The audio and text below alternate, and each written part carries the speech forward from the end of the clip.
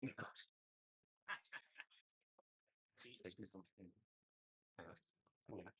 is the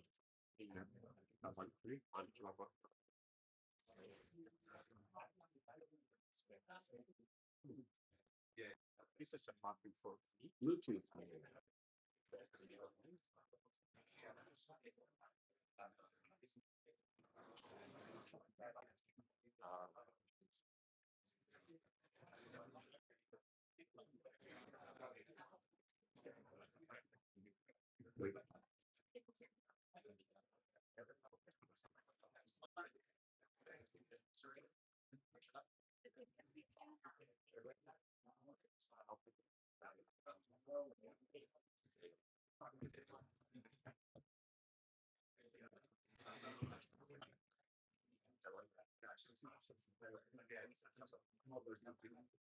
Does it work now?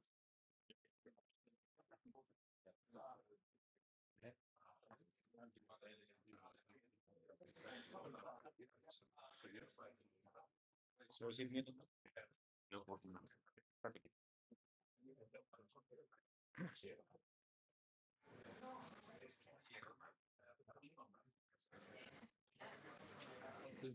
A couple of minutes. Yeah.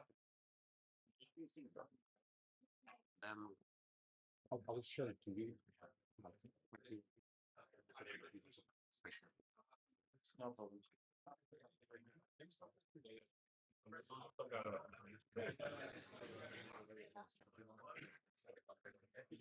Need some water?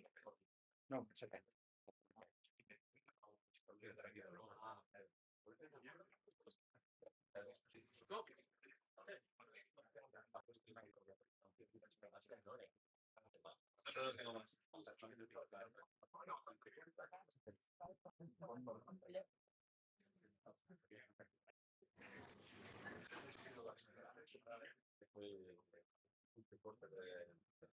Yo también.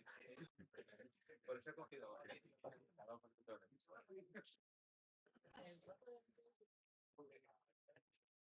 Ya, ok. Pondría todas las.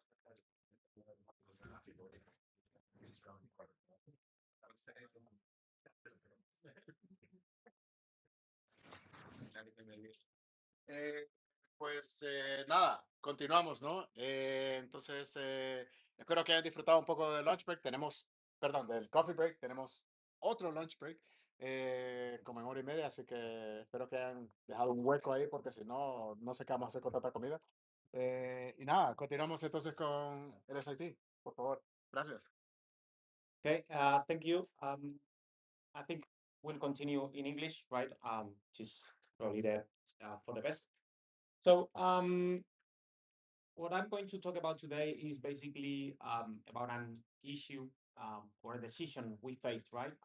When building our own extensions and solutions. And I think it may be something you will be facing already today, or it will come in the near future, right? So it's basically about clean core. So you all heard about clean core for sure. Clean core is basically principle, a framework, right? So it's not anything like technical as such, but it basically tells you how to build your extensions or solutions for the new SAP era, right? So the new S/4HANA, BTP, etc. So the different cloud versions. And so we'll get into that right now.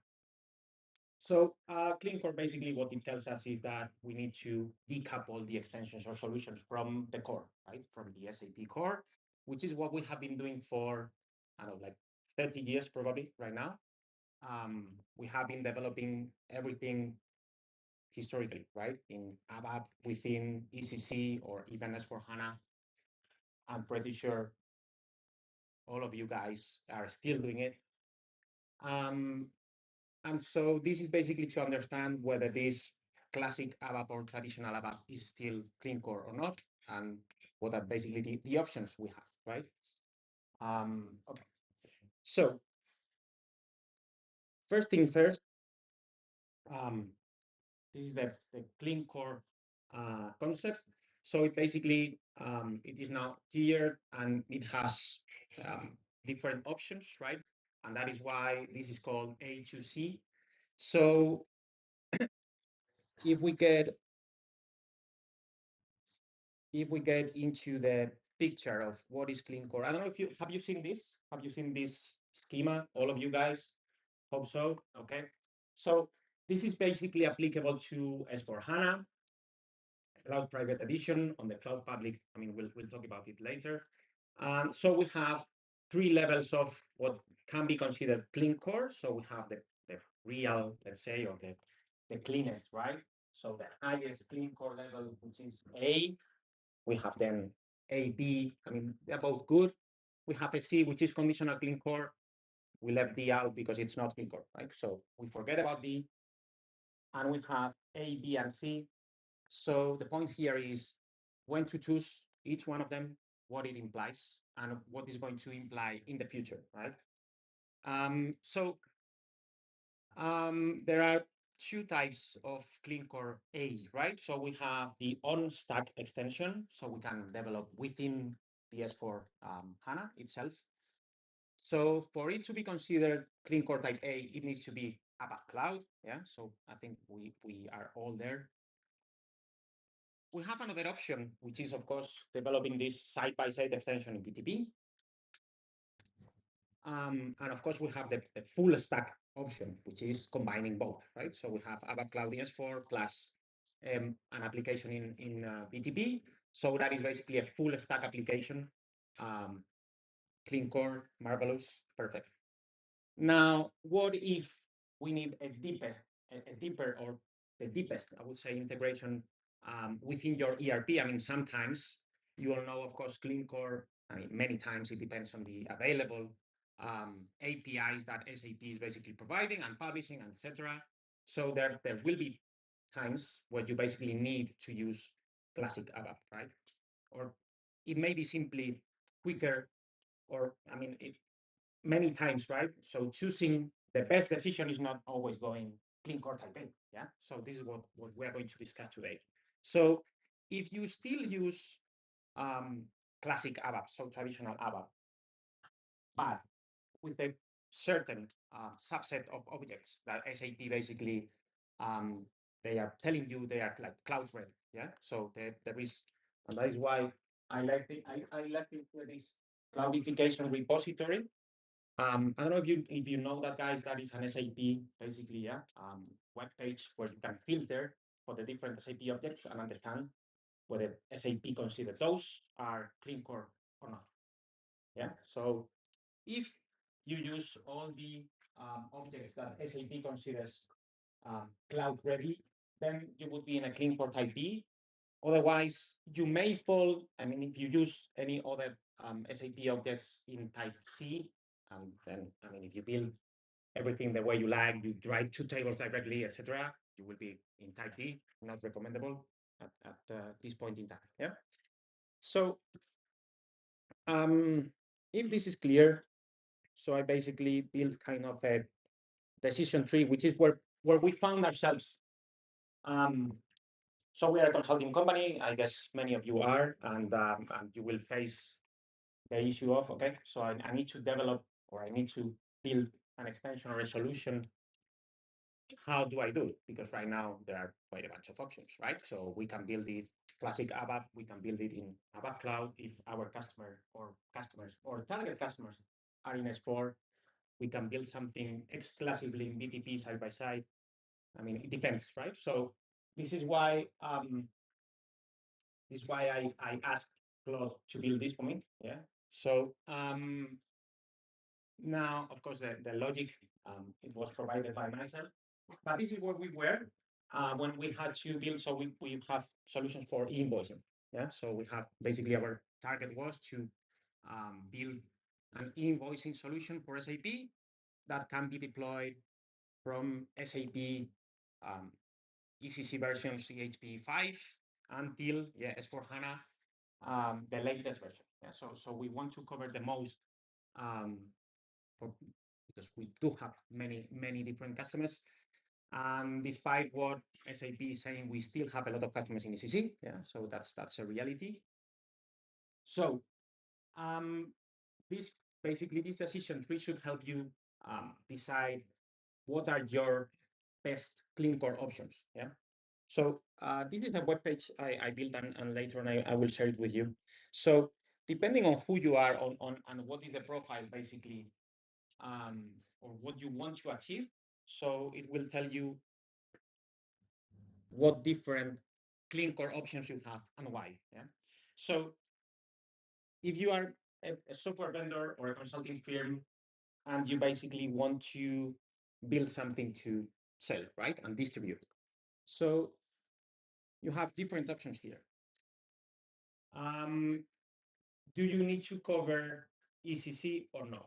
Yeah. So if you are building a solution exclusively for S4 customers, customers that are already in S4, we will get now into whether this is private cloud, public cloud, on-prem, whatever, right? There. So if you are covering S4, basically customers only, so your focus is on S4 customers. Yeah. Okay. So if your focus is on S4 customers, you have a bunch of different options. Yeah. So you can build on a stack above cloud. Yeah. So if we go this way, we would be on clean core type A. So it basically means we are building everything using ABAP Cloud. It must work. I mean, depending on what we need to do, right?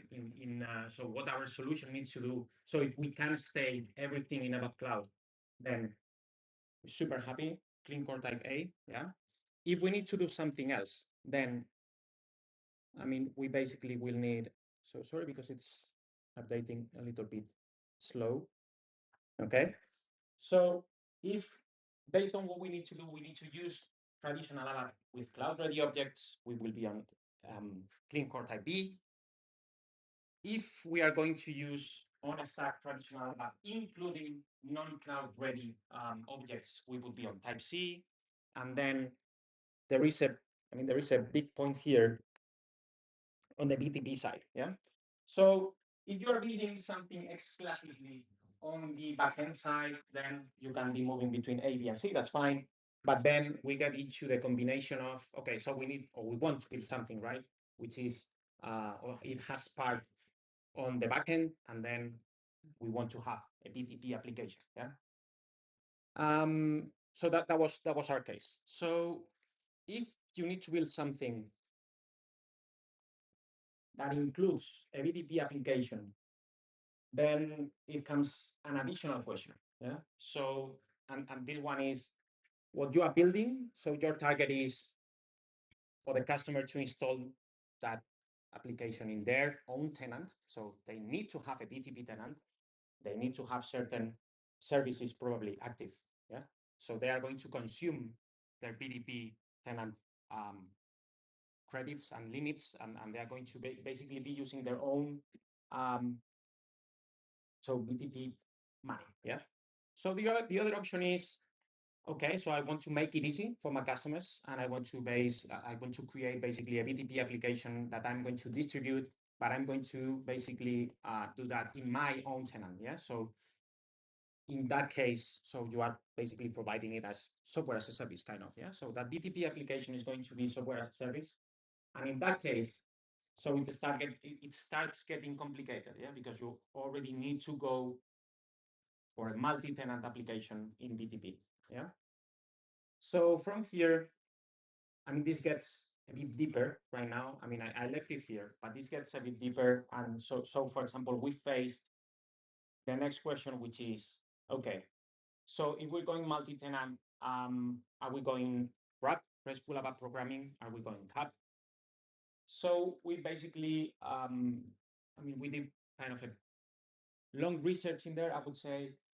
And I mean, it turns out for any multi-tenant application. So if you are in that point, multi-tenant application, I would say 99% of the times you will want to go CAP. Yeah. So cloud application programming, because I mean, in BTP, all the services, everything, I mean, it is much easier. So if you're looking for a multi-tenant application, to go cloud application program. So that basically leaves you with this RESTful application programming or single tenant applications, so simple applications that you are going to probably always deploy in each of your customers' tenants. Yeah. So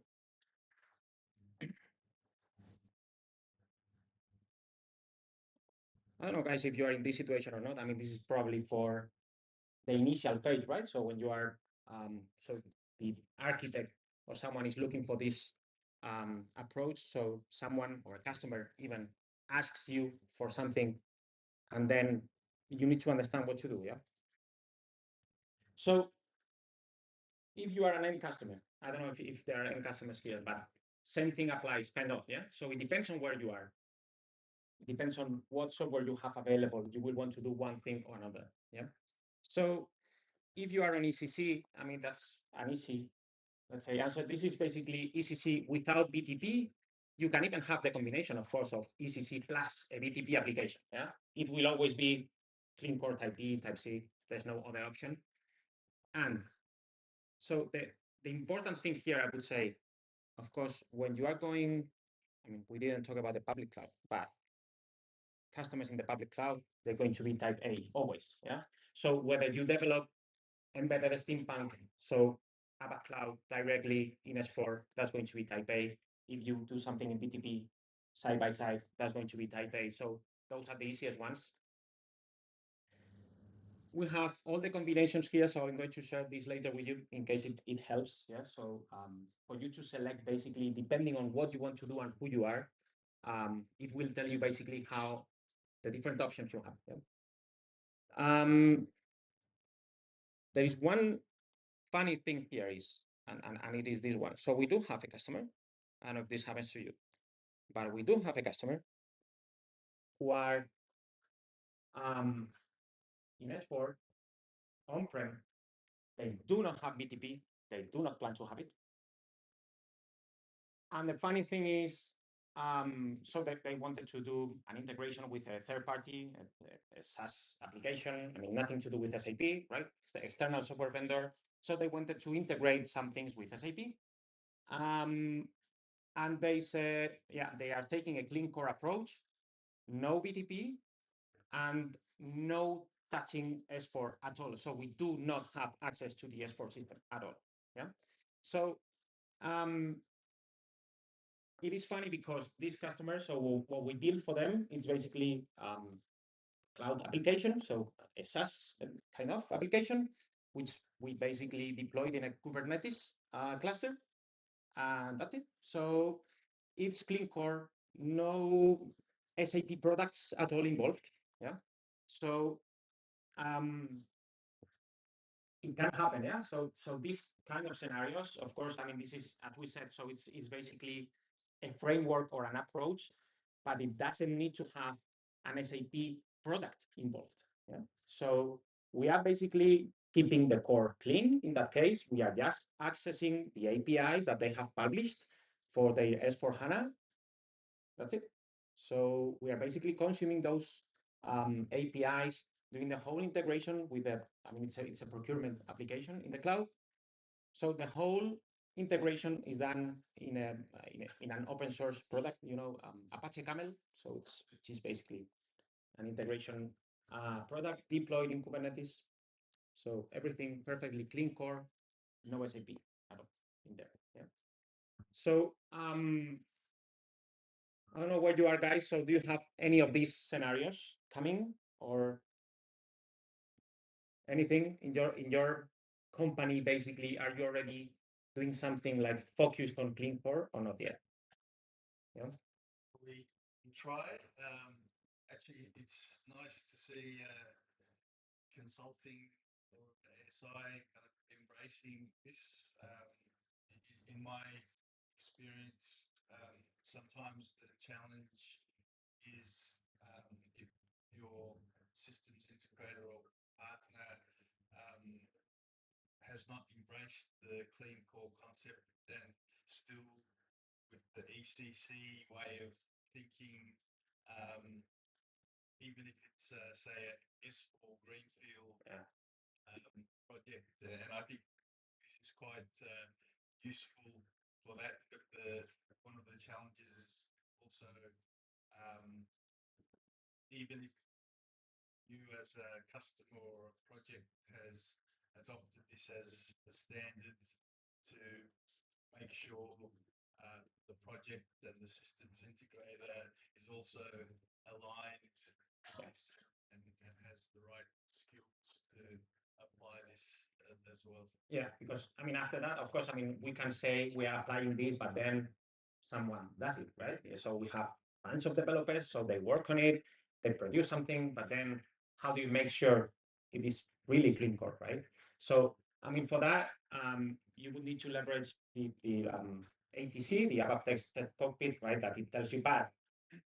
I mean, you would need to run that as a procedure. Yeah? So once in a while or once, so every time something is ready for UAT, I mean, it would be, I would say, good practice to run it through ATC and understand what's the real clean core level that this development or extension has been built on. Yeah, because that's, I mean, it's true. I mean, you can be or as willing or you can have a good will to go clean core, whatever, but then yeah, reality is different, right? Um, so that is one thing.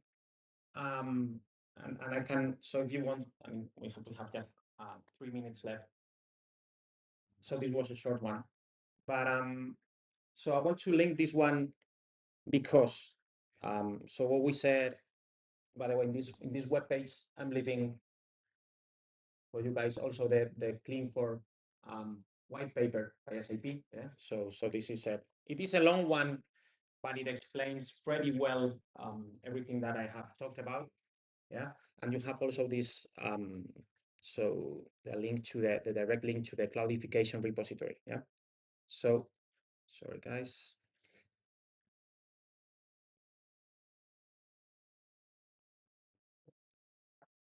Yeah. I guess you know this one. So the only, I mean, the important thing here is that the only available or the only cloud ready, let's say, objects are the ones that are in status released or classic API. Yeah. So all the rest, no clean core. Yeah. So this is an important one. And then, so what I wanted you guys also to see is that we have, so linked to Mario's basically talk this morning about MCP servers. Yeah. So we do have also two MCP servers. One is for open text content server. I mean, this is something we do, of course. But then in regards to what we do here, yeah. So we have an MCP server connecting to ADT, so the ABAP development tools of our own SAP server, the development one. And I was discussing with some colleagues there. So there are, I mean, this is an open source, so this one is in the internet. So there are different MCP servers published in GitHub that you can use. And the complexity here is basically in authentication, right? So you have two ways of deploying this. So you can deploy it locally or you can deploy it centrally. Yeah. So this is the case. This is a web page anyone in our company can access. So we have this MCP server. This MCP server is read only. Yeah. So we can leverage this to check the clean code level of any developer, because this can access all my data, all my code, everything, all the packages, all the functions, all the CDS, everything, all the classes. So you can basically leverage now AI to also check how compliant you are with clean core, or even ask the AI to build you something clean core. As we said, so this is a central, let's say, instance. It is read-only, so I can just ask about my code, so it can analyze my code. The issue here, or thing here, if you want to deploy centrally is, and you want basically each of the developers, if you want each of your developers to log in with their own SAP user and password, which is basically where complexity comes in. you will need to have in between. So as you said before, a gateway. Yeah. So a gateway that basically kind of injects user and password for the SAP system. MCP service just support OAuth authentication for the moment, which is something quite recent anyway. So it's like 6-7 months old, right? So this OAuth support. So connecting to our SAP environment, that's going always to be hard, and that's why we will need something in between. Yeah. So to inject those credentials for us, that is one thing. There are some other options for authenticating through BTP, so that's an option as well, and we are working on something for that. But basically, so what I think what it is interesting here is that you can ask anything for your SAP system in a central way. Yeah. So this is a public web that we have, so all our company can log in and can ask. So we have functional consultants that get in and ask about a program or about a package. Yeah. So what is in here? What does it do? And this basically explains them in our system. So for our code, everything that is in there, they can ask whether this is clean core or not. Yeah. And what would they need to do basically for that to be clean core? So it can refactor your code. It can bring different, like, I don't know, like function modules into CDSs, for example. Yeah. So this was everything, guys. I don't know if you have any question. Yeah. You already mentioned it, but I was about to ask if it's not possible to deploy it on BTP, the MCP server, and then with the identity service connect to Yeah. that you already mentioned. So yeah. It's not a question. Just You can do so. You can do so definitely. Yeah. The thing is, if you deploy it in BTP, which you can do, I mean, there's the authentication needs to go through the identity services of BTP, and then it goes down to your ERP with this same identity. same purpose, same Yeah. purpose, so you can- Yeah, exactly.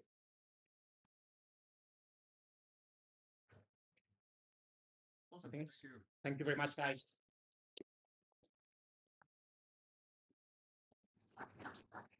That was very good.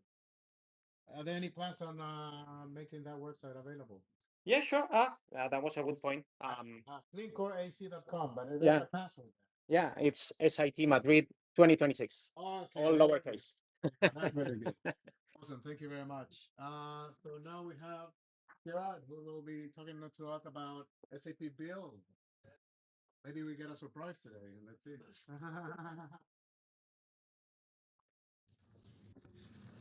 It's good. So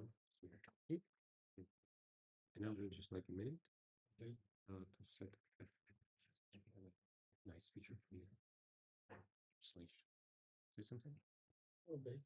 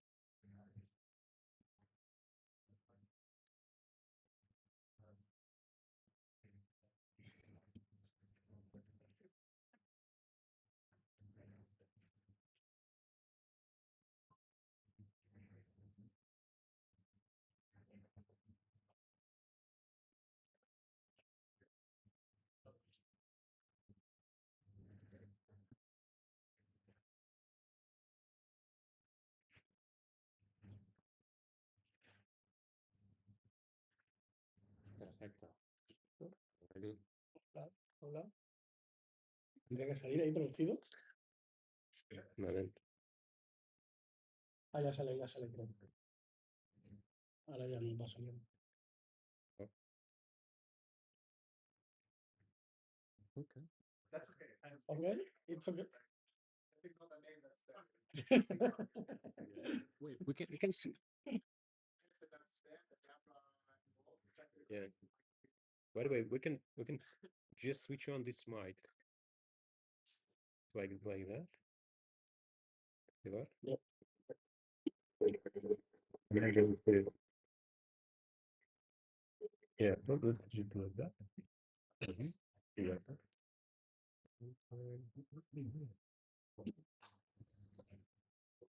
Ok. Hola. Hola.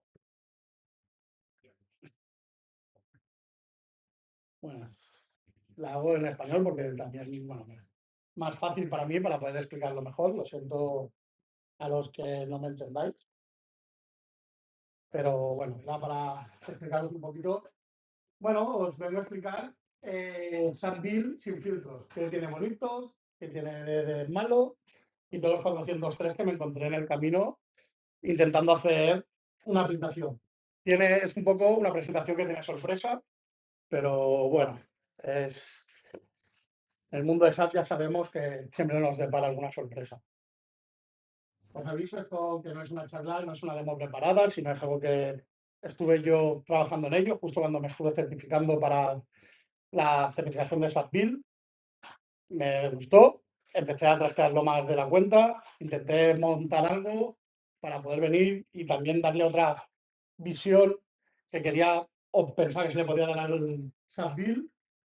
SAT, no me he llegado yo tarde, no me ha esperado a mí y he ido tarde. Pero bueno, no pasa nada, me quedo con la experiencia, me quedo con todo lo que he ido aprendiendo.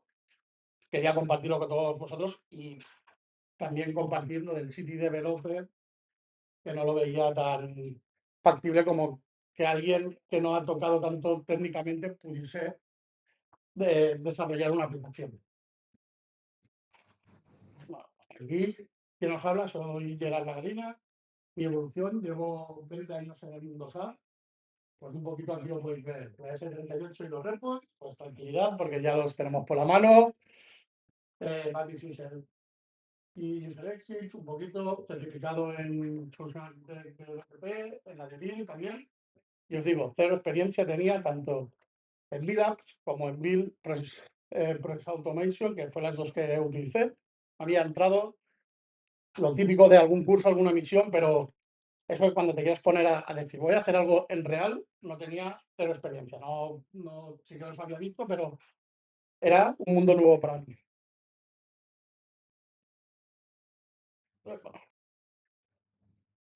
Primero, ¿qué es SAP Build? Pues es la plataforma unificada de SAP en BTP, donde nos permitía tener la parte de low code, no code, la parte del Process Automation, donde podíamos hacer los workflows, formularios de aprobación, el Build Code, que es donde está la parte del Pro Code, que es nueva, donde podremos ahora mismo todo lo que con el Build Apps se podía hacer, ahora se debería hacer con el Pro Code. Y la parte del Rules Studio, donde tenemos para crear agentes de IA, los MCP, conectar con la inteligencia artificial. Y la última parte que es como transversal a todas, que sería el Workflow, donde podemos tener los portales de empleados, los landfiles centralizados y un poquito ver qué sería. ¿Qué podríamos hacer con SAP Build? Pues con SAP Build podemos hacer desde un workflow de aprobación de factura, donde sin tener que programar como antes entrando, haciendo mil cosas, es muy rápido, son, digo 10 minutos, pero no son 10 minutos, pero no más de una hora, arrastrando, soltando, tienes para hacer un workflow de aprobación de facturas. Como hace poco se vio también las extensiones side by side que se pueden hacer en el código, los agentes de IA para consultar stock o lo que fuese, tener un portal unificado para empleados, con los workflows, es un poco un ejemplo para que veáis qué se puede hacer con cada uno de los casos donde se podrían juntar y unificar y utilizar más de uno en cada caso. Pues, ¿cuál fue mi idea? Mi idea era, voy a hacer una app real donde yo lo que quiero es tener un frontend que pudiésemos, como nos pasa a muchos cuando nos vamos de viaje, que la empresa nos dice, chicos, el ticket, pasadlo, no sé qué, y al final se te arrugan, los pierdes.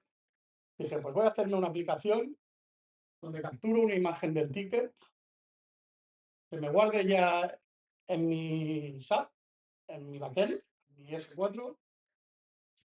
Como estaba en on-prem, lo tuvimos se tuvo que conectar con el Cloud Connector. Y este ticket lo mandábamos también después para que fuese por un flujo de aprobación, un workflow de aprobación. El Process Automation para eso, a más, para darle otra capa más a esta aplicación y que fuese más real, se conectó con AWS con una lambda que al final lo que me hace esta lambda es me guarda la imagen del ticket en S3 y con Bedrock me procesa con la IA ese ticket y me sabe dar el resultado que tiene ese ticket. Es como si fuese un lector de OCR, me sabe decir si es de taxi, de qué diferentes tickets pueden ser y me da el precio que es. ¿Qué te ganabas con esto? Pues que podías hacerlo desde el momento de trabajar del taxi, lo mandabas y esta aprobación. Se me ha pasado. El entorno que he utilizado para montar esta aplicación. Pues un S4 HANA 2023 en on-premise. Está corriendo sobre AWS con el Cloud Connector. Una cuenta trial de BTP. No es nada, aquí no hay nada de pago, es decir, la aplicación corría totalmente gratuita. SAP app, el lobby, que ahora ya no está retirado. El SAP Process Automation. El Eclipse con las ABAP Developer Tools para toda la parte de RAP, de poder exponer el servicio data que teníamos, las funciones blandas para poder conectarme, que están en Node y función URL, que al final es la lambda, te la expone como una API para que tú la puedas llamar como HTTP request. La API de procesamiento de IA, lo que os acabo de decir, al final llamaba lo mismo para ir a un Bedrock que me leía el ticket. Y después, bueno, los DevTools del navegador, que esto para mí sí es tu mejor amigo porque ahora mismo si hay algún error o te haces con esto o estás perdidísimo total porque olvidémonos ya del debug tradicional, se nos acaba de ir. Y al final, pues, un móvil para poder hacer que subiese la aplicación. El camino, ¿cómo empezó el camino? Pues, claro, yo tenía mi S4 y yo decía, yo lo que quiero, no quiero hacer una app que no sea la nada, no quiero hacer un prototipo, quiero hacer algo que pueda ir a alguien y decirle, mira, la aplicación hace más cosas. Me encontré que yo estaba con un S4 on-premise, buscando mucho, tienes que hacer un Cloud Connector más un BTP, las BTP Destinations para poder tener la configuración y que desde la aplicación pudiese yo leer este data. Problemas aquí, para que os hagáis un caso, los puedo enseñar, pero os lo digo aquí. Este campito de aquí se llama Location ID. Aquí en el Cloud Connector tú lo defines y después en el Destination te lo pide aquí. Pero si tú lo dejas en vacío, él no se queja, porque no sabe que va contra ello. Es decir, él no sabe que esto se relaciona contra esto de aquí. Le das a aprobar, error, pero no te dice por qué es el error, no te dice por nada, y estás ahí buscando y dices, tengo todo bien, tengo la URL puesta, tengo todo, ¿por qué no me está conectando? Hasta que al final, en una documentación, buscando mucha, sobre todo, parte importante, el location ID tiene que ser el mismo location ID que hayas puesto en el Cloud Connector. No será eso, ¿no? Se lo pongo, efectivamente le damos a conectar y arrancó todo.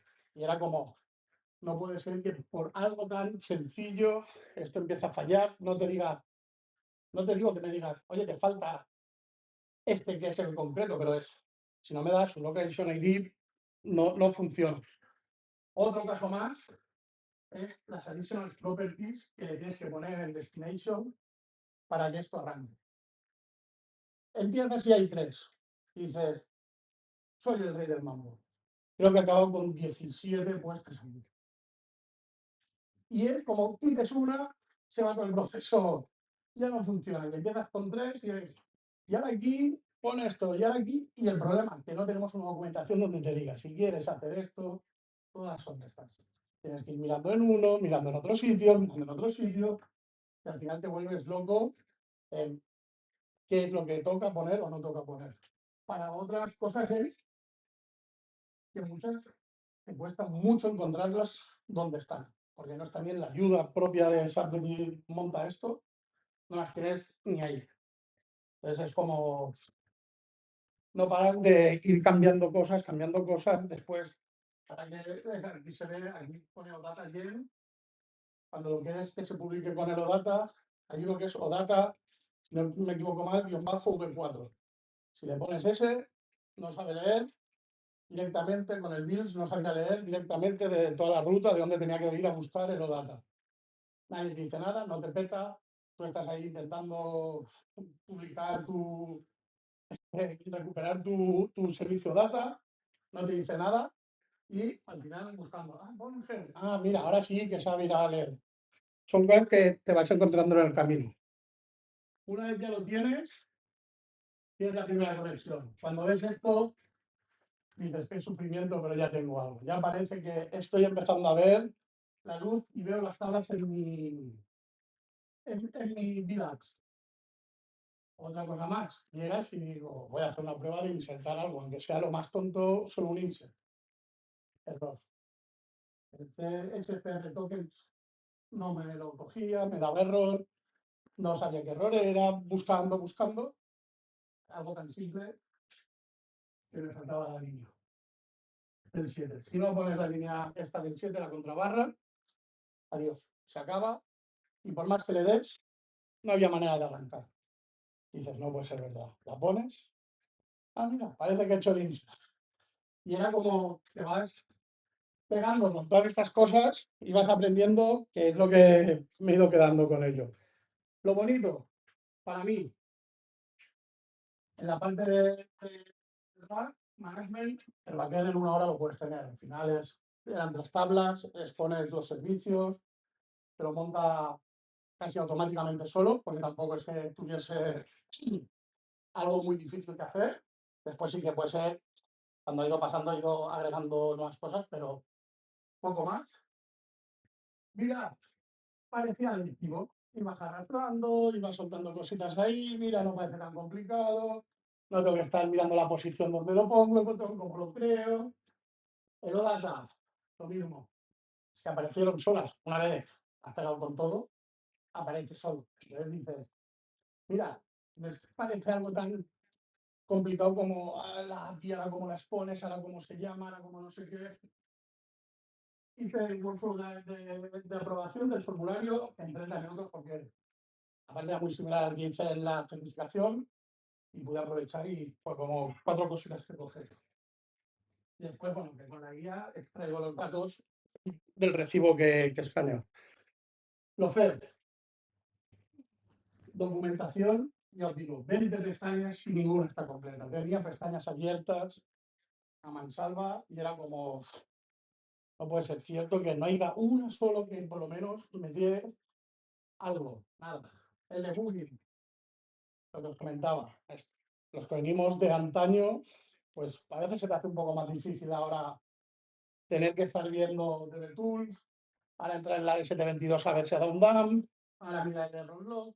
Al final tienes que empezar a, que ya no es solo un punto, puedes tener en más de un punto estos errores.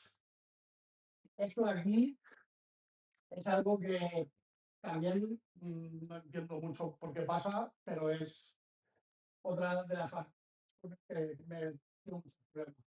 Dentro del workflow puedes tener actions para que actualices directamente el backend. Me daba error, iba cambiando el action, iba poniendo lo que iba encontrando, error. Hasta que después de mucho rato mirando, si tú modificas el action, no se modifica tu action que has incluido en tu workflow. Tienes que eliminarlo y volverlo a incluir de nuevo. Si no, tú vas generando versiones de la action y la parte que ya está montada no se entera de que ese action se ha cambiado.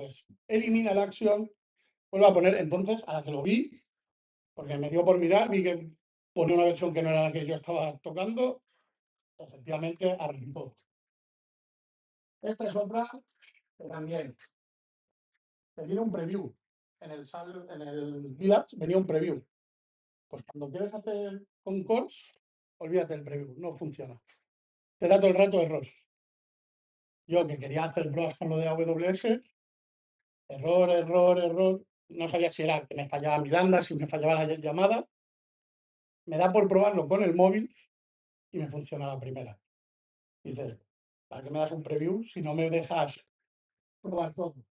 Después de tipos que no coincidan, de que si habías puesto un texto donde tocaba un ID, esto de media versus MS, a lo que veréis en la aplicación, bueno, unos campos que son de un Boss, que tienes que ir con cuidado porque si no te puede coger el texto y tú solo quieres que coja como un ID.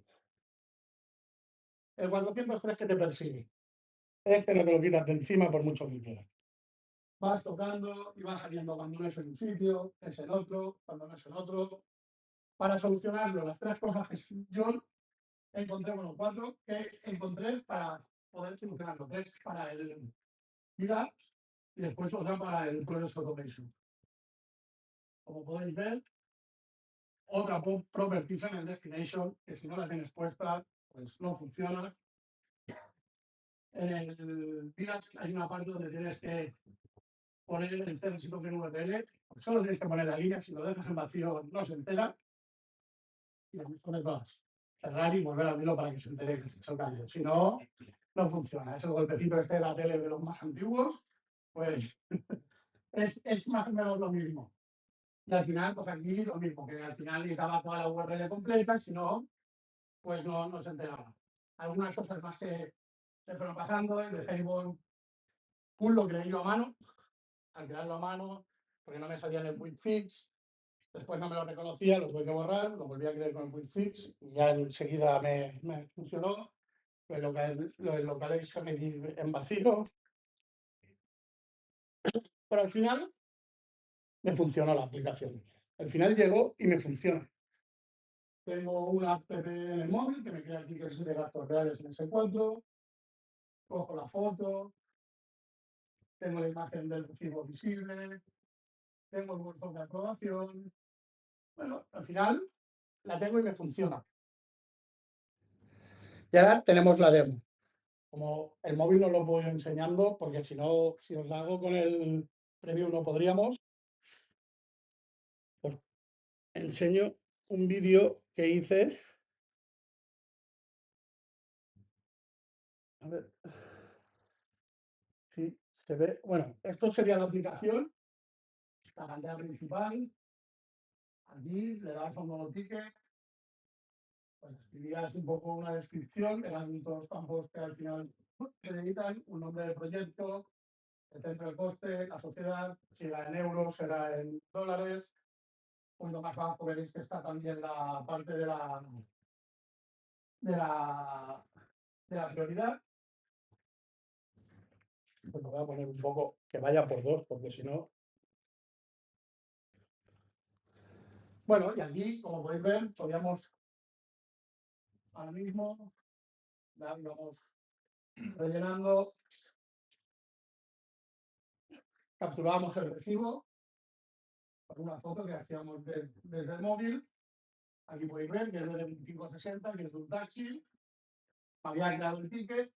Yo después tenía para ver el ticket. Estaba pendiente de recibir datos. Le das al botón de recuperar datos y va la IA a recuperar esos datos. Esto ahora estaba llamando al HTTP, hacía, te devolvía desde el tipo taxi, devolvía el precio, ya tenía revisión y lo podías mandar a aprobación. Esto, ahora le doy, se manda, enviado a aprobación y como podéis ver, aquí me lo pone el ruling y aquí os enseño varios errores que veáis que no fue la primera que funcionó. Que no es que esto fuese, mira, he hecho magia aquí y ya ha funcionado toda la primera.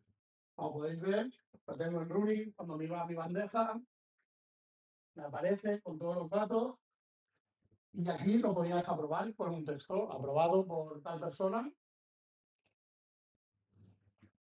Funcionó, ahora se aprobará. Esto informaba directamente al S4, al backend, y la aplicación, cuando volvías a entrar, a revisar tus tickets, ya estabas aprobado, donde podías ver el mensaje que habían puesto y podías ver la imagen de tu ticket. Y esto era la aplicación funcionando y todo perfecto. Pero, ay, se me ha ido un momento. la aplicación, todo, pero hubo un giro inesperado. Y hace cuestión de un mes, Sampinos apps han muerto. Lo retiran oficialmente el 23 de marzo. Yo aquí llamando a los dos Antonios, si tenéis una charla mejor, oye, feel free, lo que vosotros veáis, porque me veo que ahora mi charla ya no sé si sirve o no sirve. Os lo digo por eso. A más, bueno, ellos me aconsejaron de míralo por la parte buena, de lo que has aprendido, a ver a dónde va. Y me encuentro con esto. No hay parte de migración directa. O sea, te dice que si tú tienes una aplicación hecha, cuando se te acabe tu contrato con SAP, se ha acabado la aplicación. Si no te la pasa, con capacidad de hacer pronto, no te la pasas tú mismo haciendo la. Bueno, pues, ¿y ahora qué? Pues, más o menos haciendo un cálculo, vi que el 80% de las cosas que tenía hechas me servían. Al final solo me había pasado el UI, sí que es mucho porque es la parte visual, pero no era todo, no era que he perdido el tiempo y ahora tengo que tirar todo de cero. No, es una parte que sí, el UI, todo lo que te viene con el SAP Business Apps, pero SAP me da otro camino ahora y me dice, Theory Elements más Extensions Customs. ¿Por qué? Porque yo al final tengo botones propios míos. Si no, con un Theory Elements serían 5 minutos otra vez tener las pantallas hechas. Como yo tengo botones, pues al final tengo que un poquito ir tocando cosas, pero la parte de backend no la tengo que tocar, la parte de las lógicas no las tengo que tocar. Entonces, es algo que hemos ido ganando. Y aquí me surge la idea que tenías antes del Citizen Developer, sobre todo para el VLANs. ¿Qué dijo? Vamos a hacer que la gente pueda hacer aplicaciones de negocios sin usar código, no copiar aparatos, y esto está retirado. Lo que he vivido yo. Para mí, bajo mi punto de vista, un citizen developer puede hacer un prototipo. Pero si necesitas hacer algo más, entenderme, serio, necesitas a alguien que tenga conocimientos técnicos. Porque esto te tienes que pelear, tienes que saber cómo va el conector, como las 16 propiedades estas, cosas que pone o no pone, las en el destination, el debugging, y eso no es no code, no code, y está en una aplicación real. Entonces es como, esta balanza, está muy bonito que se quiera vender eso, pero bajo mi punto de vista yo creo que no era del todo real. ¿De dónde vamos ahora? Del no code para todos a ir a code para todos. Es decir, esto sería un poco 2021 compra AppGiver para que todos podamos hacer aplicaciones, todo vaya bien. En 2023 integran en BTP, lo retiran y ahora SAP.com, más Joule, más MCP Servers. Bueno, pero la pregunta es igual. Una centella puede generar, para mí, puede generar el código. Pero esta centella va a poder generar todas las propiedades que te hicieron falta. Si no lo entrenas muy bien, empiezo a ver que sí lo podrá hacer, pero necesitas que esté bien entrenado y si no lo entrenas bien, será un problema. Porque podemos empezar a llenar el mundo de un código que no esté bien, que no esté preparado y es un discurso de siempre. La IA es buena, es mala, ¿qué nos pasa con la IA? ¿Qué es lo que me llevo yo de todo esto? Pues que la buena es lo que perdura, que puedo decir que la ABAP no muere, siempre lo tenemos ahí para hacer un cap, pero tenemos esto, los errores son el aprendizaje real, no hay tutorial que valga, cuando tú te pones y te pasan estas cosas es cuando, por decir algo, te curte. El no-code no existe para aplicaciones reales. La IA ayuda, pero no reemplaza. Al final te va a ayudar en acelerar ese proceso, pero no en que te lo haga por ti solo. Y esto es muy importante, que compartes lo que aprendes. ¿Por qué? Porque al final tienes 200.000 pestañas abiertas con documentación, porque uno dice en un sitio, el otro en otro, o nadie dice, y al final es como un poquito encontrar. Y aquí, antes de hacer, si puedo bajar un poquito, si queréis escanear, os hace 3 preguntillas.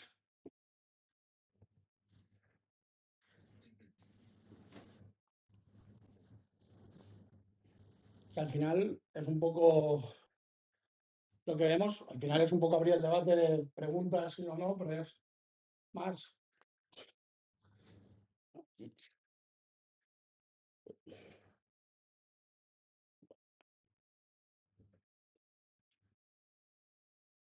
Lo tengo aquí se deberían ver los resultados y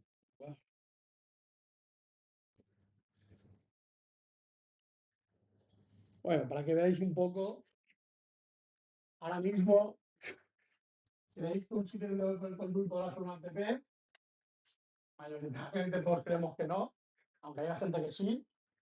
Yo espero que sí, que Jules ayude en esto que prometen, pero no lo veo. Aquí de Jules. Utiliza la guía, me encanta ver un 100%, que todo el mundo lo utilice ya en SAP, porque aún hay gente que a veces le preguntas, da igual, me da igual Jules, Cloud, que ChatGPT, lo que queráis. Porque aún hay veces que hay gente que le pregunta si. Pero es que yo no me fío, es que yo soy mejor programando que la IA. Sí, sí, yo no te digo que no serás mejor. Pero no lo veas como un enemigo, es tu ayuda para que vayamos más rápido en hacer las cosas. Y si es el fin de los developers, a eso también me gusta que lo veáis como la mejor herramienta.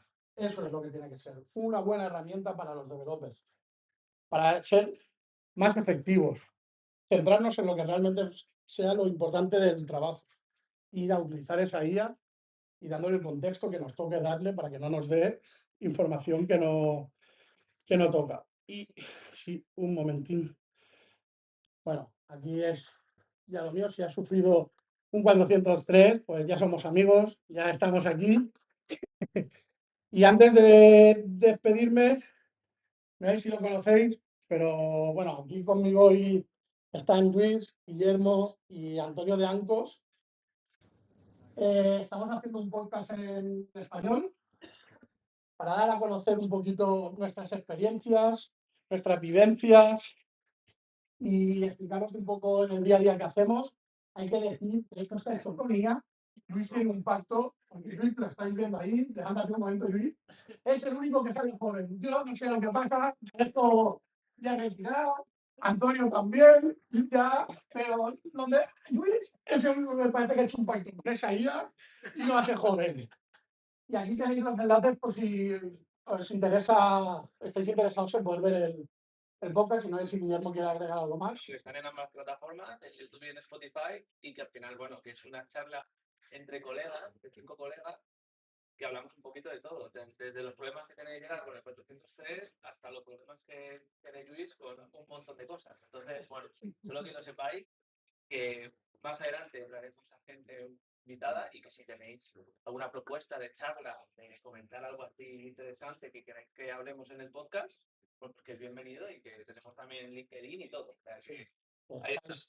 Y no sé si alguno tenéis alguna pregunta a toda la presentación. Yo me siento de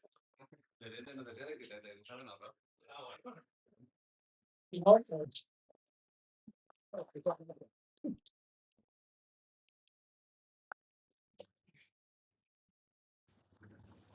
Okay, so thank you very much. I hope the translation worked. How was that, by the way?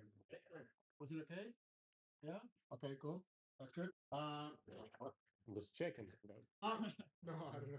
Well, it's not translated. Yeah. So, and now we're going to the integration work.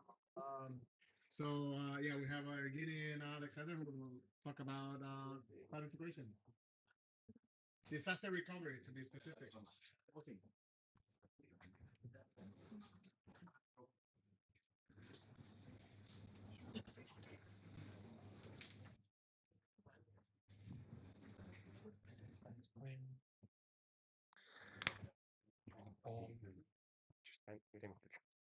Замечательно. Yeah. 1 to 3. Yeah. Hello.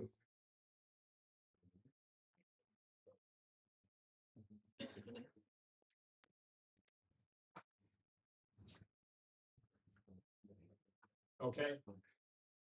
Very nice seeing you all.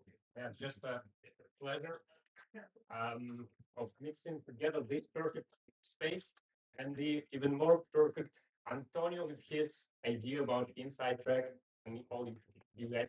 I'm here. So now, we're gonna talk about disaster recovery in SAP Integration Suite. I'm Evgeny. I'm Alex. Hi, everyone. Yeah, and our topic today, it's kind of a tendency that we have first. But Jim was talking about some, what is that? Exactly. About anomalies. So first of all, speaking about anomalies, now we're speaking about disasters, and I think we have once more. And Antonio will be talking about catastrophe. You see, integrations is kind of a, I don't know, something's wrong happening with them. That's why we need to probably look into that. Yeah. First one. Can you give us just shout out something? What is disaster for integrations? What exactly is it? Just Antonio. When nothing works. Nothing works. Exactly. Good option. This is normally how you get the ticket. Nothing is working. Easy way to get a ticket. Okay. Huh? Message is lost. Yeah, very good one. Also. Anything else? When the cloud is down. Okay, cloud is down is a good example. Yeah, that's a good example. Huh? AWS is down. Yeah. So, yeah, that's all very valid options. Yeah, we also had one option which kind of maybe gathers it all. Yeah, so this is how we expect one of the options how it might look like. Like when aliens invaded the Earth, so they are disconnecting the region, and like kind of the whole cloud is down. I mean the whole region, right? And we want to understand like what to do in these situations. Like it's not one AZ, it's not the CPI maybe down, but it's like the whole region where deployed the thing. Yeah. And this is what we want to discuss today about. Yeah, let's dive into it. So this is just an agenda. We can skip it because we will just unpack most of them more in detail. First, let's just see what's provided out of the box. What SAP can do if you don't do nothing and just like use it as is. It still has some message preservation things and so on. Yeah. Yeah. So you see, this is kind of the baseline where we start from, right? So in this, and but there are some limitations, right? Yeah, that's not bad, definitely. Let's see what happens if have the whole what if all of these box goes down exactly like what's one of the options was that it becomes unavailable. Yeah, this is the same region, and something might happen, right? And what to do next? Yeah. So, and by the way, look at us. We are right now two speakers because we are like backing up each other, right? So if, for example, I'm going down, then still there's one up. And so this is a scenario when we have actually like two different regions backing up each other, doing the same, well, almost the same functionality. There are more interesting concepts to that because you can think of us again like being in sync so that we are not transmitting the same message. We're not processing. So maybe like idempotency you can think of in some way. And then we are passing this it calls like leaderless, right? Yeah. So it's a leaderless it's a bad word because we don't want to think that in our like discipline and our unit we are leaderless, but same still we are passing each other this role of being the one that processes the message and talks like integrates these minds with this content, right?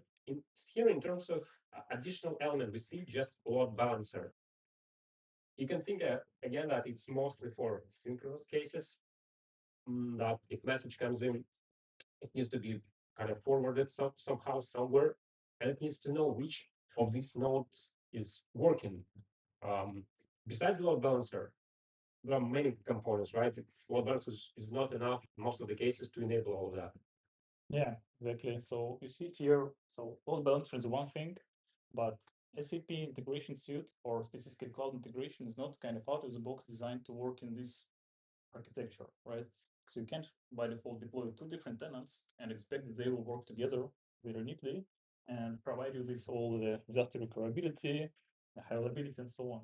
That's why it's actually, so imagine there are some, for example, Kafka, right? Distributed system which has kind of embedded option, kind of you can deploy it and you can configure it in such a way that this will be replicated the data. There's nothing like this here. That's why actually you need to design all of this from scratch, right? One thing is to discuss its operational complexity, also the data consistency, and also, of course, what are the limitations and what are the cost implications, because you might expect, at least if you have two tenants here, so you probably need to pay for additional tenant, and maybe most of the time it will not be used as well. So this is what can happen, right? So, Gavin? Yeah, exactly. So we started here talking about load balancer, and we can probably also look at it from perspective that load balancer needs to know which of the tenants is up and which is down. I'm gonna start right now with just like some practical aspects, not like big picture, but just like exact steps what are required in most of the cases. If we're talking about just like cloud integrations, cloud integration tenants, we need to enable some health endpoint or take one of the existing, but the one that will allow load balancer to know that okay, this is a heartbeat and this node is up and running, and the messages will likely be processed through it. Then there's much more interesting is another aspect about how we do authentication and authorization, because most likely the load balancer will be the one in taking these incoming messages. And so your authentication, you know how normally we do this, create like service instance, service key, assign user role. In this case, if we put another load balancer, that will terminate in the TLS. And so, yeah, it's just like a picture. Maybe at first sight looks a little bit complex. You can take a picture, but the idea, yeah, is that we need to know what kind of like how we approach this. We ask clients, do you use client certificates for your authentication, well, like external systems? If they say yes, then we need to think about options to still can preserve SAPCI being the one that terminates the TLS and does all the authentication. If not, it's a little bit better. More options. We can think about load balancer level 4, level 7. Am I going too deep? Yeah, probably. Okay, So yeah, basically it's either SAP or it's load balancer who will be responsible for authentication and TLS. So let's go further. sure. Data persistence. So here you see this, probably you have seen something like this. So it's some source system, there is some event queue or event reach or something. So it's, in this case, it's advanced mesh or Kafka, and then it distributes the messages across the systems. And one of those systems might be SAP Cloud Integration as a consumer. So why is this important in this case and in the context of the disaster recovery? So very simple, because what we really want to externalize all of the state outside of SAP. So you might imagine outside of SAP Cloud Integration. You might imagine the data store, the GMS, the variables, whatever it might be. It would be good in this scenario to move it outside for the reason that if you have two tenants, as we've seen before, you need to have access to this data from two tenants, right? Otherwise, you'll have a hard time replicating all the state, all the messages, and of course you need to replicate a lot of things, but if you at least can go and move out the kind of GMS stuff, data store stuff, it will be much easier. And in this case, you can use advanced event mesh, you can use Kafka, you can use AWS Event Bridge, so whatever it might be. But if it's outside, this will be easier, right? But also it gives you a lot more opportunities, to embrace event-driven architecture in general. So it makes sense. Okay. It does make sense to me, yeah, as well. So this is probably similar topic. Data replication between tenants. So what I spoke previously, it was more about the messaging, and here this is more about how to ensure, for example, that the credentials, that the configurations, that the everything is kind of in sync within the two tenants, which are both kind of production, right? And here we're speaking mainly about two parts. So one is, so in this case, whatever you can transport. So for example, the artifacts, the iFlow scripts, so whatever is actually the design time artifacts, so you can transport it from development to quality to production. And in this case, with the production, so probably need to design somehow this thing that it can target both, right? And in the unlikely event of disaster, then this thing should take over and be ready to take this part fully. And you don't want to see, for example, here version kind of 1 and here version 2. And when it takes over, it all breaks, right? This is what we need to ensure. It's kind of a matter of just making sure that two tenants are equal in terms of everything, as more as possible, as equal as possible. Yeah. And there's other things which are non-transportable, and these are maybe even more complicated because whatever you can import via transport mechanism, this is fine. But configuration, security materials, especially the key stores and so on and so forth. So those type of things which you normally configure on the level of one single tenant and not transport, or it is something which you need to here integrate integration suite between each other, right? It is something you should move from one tenant to another and develop this kind of orchestration integration mechanism to synchronize the things.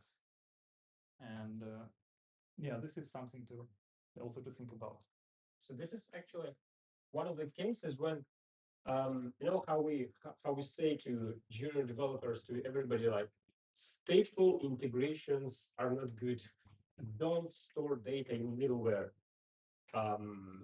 Like pull is worse than a push, and this is one of the reasons, because once we start to storing some data, be it like just like last run date or just data store something, in case the tenant goes down, it's it's lost or it's not accessible. And if it's like stateless, we can run it on another runtime with no problems. Yeah. And what is important, by the way, here you see crossed things. So obviously you should not kind of replicate JMS entries from JMS queues, because it doesn't make sense. Probably it makes sense to design the integrations in such a way that you can stop the processing if something goes down. Then you stop in the processing here, and you're taking over in the new tenant. And then kind of when the things go back normal, then the messages which are stuck be processed. Otherwise, it will complicate things a lot. So it doesn't do this.